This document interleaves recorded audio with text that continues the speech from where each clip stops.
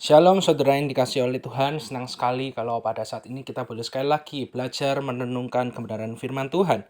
Firman Tuhan terambil dari 1 Korintus pasal yang pertama, ayat yang ke-30. Di sana dikatakan demikian. Tetapi oleh Dia kamu berada dalam Kristus Yesus, yang oleh Allah telah menjadi hikmat bagi kita.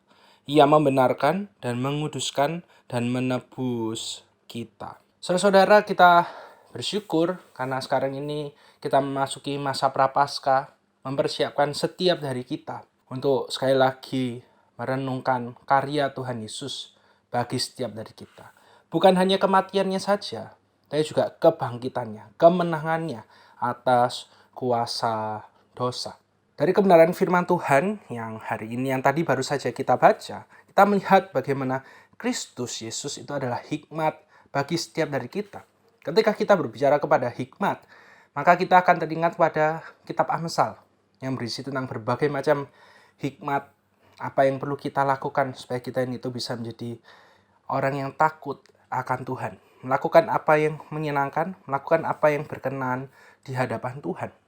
Nah, berbicara tentang hikmat, maka kita perlu mengingat natur kita sebenarnya, bahwa kita adalah manusia yang berdosa. Kita ini tuh bodoh di hadapan Allah. Kenapa? Karena kita seringkali hanya hidup mau bagi diri kita sendiri, kita hanya hidup demi kesenangan kita sendiri. Dan dalam keberdosaannya kita tidak akan pernah hidup bagi Allah. Tapi kita bersyukur karena Kristus yang adalah hikmat yang sejati itu mau datang ke dalam dunia ini, mati di atas kayu salib, menebus setiap dari kita, mengampuni dosa-dosa kita. Supaya apa? Supaya setiap dari kita manusia yang berdosa, bodoh, itu bisa menjadi berhikmat di dalam Kristus. Saudara-saudara, ketika kita menyadari kebenaran Injil ini, maka kita tahu bahwa kita tidak akan mungkin bisa berkenan di hadapan Allah tanpa Kristus.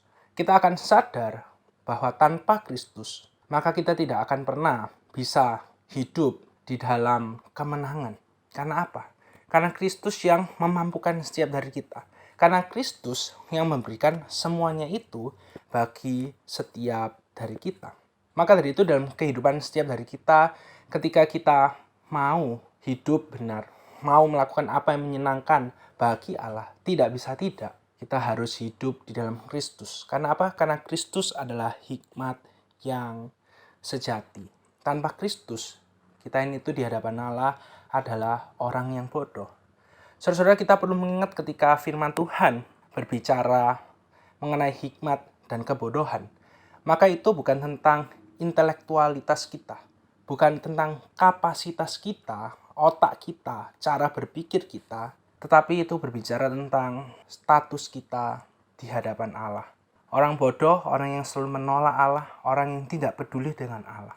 Tapi orang yang berhikmat di hadapan Allah, itu adalah orang yang sadar tanpa Allah, mereka tidak mungkin bisa hidup berkenan di hadapannya.